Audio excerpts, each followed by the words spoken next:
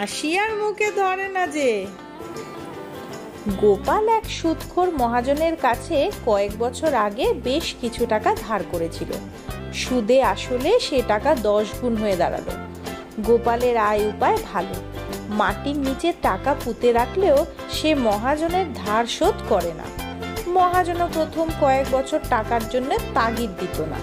সুদে আসলে টাকা বেড়ে যাক না, টাকা না দিয়ে বাছাধন যাবে কোথায়? কিন্তু যখন মহাজন বুঝতে পারলো যে গোপালের কাছে সুদ পাওয়া তো দূরের কথা, আসল টাকাও সহজে আদায় হবে না, তখন সে জোর তাগাদা দিতে লাগলো। আজ দেব কাল দেব করে গোপাল আরো 6 মাস কাটিয়ে দিল। মহাজন অধৈর্য হয়ে লোকজন সহ রাজপথেই একদিন বাগে পেয়ে গোপালকে চেপে ধরে বলল, আজ আমার টাকা শোধের একটা ব্যবস্থা করতেই হবে, নইলে তোমাকে ছাড়া হবে না। মহাজনের চেঁচামেচিতে আশেপাশের লোকও ছুটে এলো। গোপাল কিছু মাত্র বিচলিত না হয়ে বলল, আপনি তো মশাই আচ্ছা চশমখোর, মানির মান রাখতে জানেন না, রাজপথেই টাকার তাগাদা করছেন। মহাজন গম্ভীর হয়ে বলল, ওসব কথায় ভুলছি না, টাকা শোধের কথা বলো। গোপাল যখন বুঝতে পারলো যে মহাজনের কাছ থেকে এবার সহজে রেহাই পাওয়া যাবে না, তখন সে বলল, শুনুন মশাই, এত লোকের সামনে কালী মায়ের দিব্যি করে কথা দিচ্ছি, কাল সকালে আপনার টাকা শোধের ব্যবস্থা না করতে পারলে আমি আর জলগ্রহণ করব না। আশেপাশের লোকজনরা তখন মহাজনকে বলল, মশাই, আজকের মতো গোপালকে ছেড়ে দিন। এত লোকের সামনে যখন মায়ের নামে দিব্যি করেছে, তখন কাল সকালে ওর বাড়িতে যাবেন, এবারও নিশ্চয়ই টাকা শোধের ব্যবস্থা করবে। জনতার অনুরোধে মহাজন গোপালকে ছেড়ে দিয়ে বলল, বেশ, আজকের মতো তোমায় ছেড়ে দিচ্ছি, কিন্তু কাল সকালেই তোমার বাড়ি যাচ্ছি।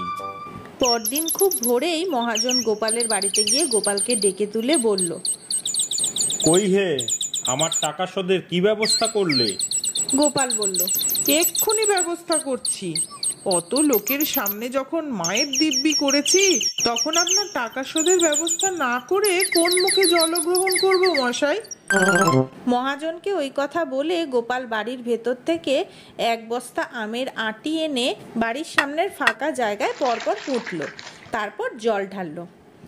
মহাজন এতক্ষণ ধরে গোপালের ক্রিয়াকলাপ দেখছিল। এবার সে অধৈর্য হয়ে বলল, কই হে, আমার টাকা শোধের কি ব্যবস্থা করলে?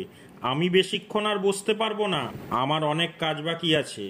মহাজনের কথা শুনে গোপাল বলল, মশাই, আপনার চোখের সামনেই তো সব ব্যবস্থা পাকা করে ফেললাম। কিরকম? দেখলেন না, এতগুলো আমের আঁটি পুতলুম, কত আম ধরবে ভাবুন তো। আম বেচেই তো মশাই আপনার 1000 টাকা পেয়ে যাবেন, তারপর এতগুলো গাছ বেচে কতগুলো টাকা পাবেন একবার ভাবুন তো। আপনার আসল তো পাবেনই, সুদের সুদ তস্য সুদ সব একসঙ্গে পেয়ে যাবেন।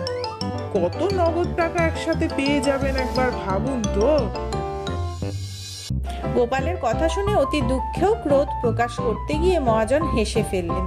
তাই দেখে গোপাল বলল, হাসি আর মুখে ধরে না যে, অত নগদ টাকা একসঙ্গে পেলে সবার মুখেই হাসি ধরে।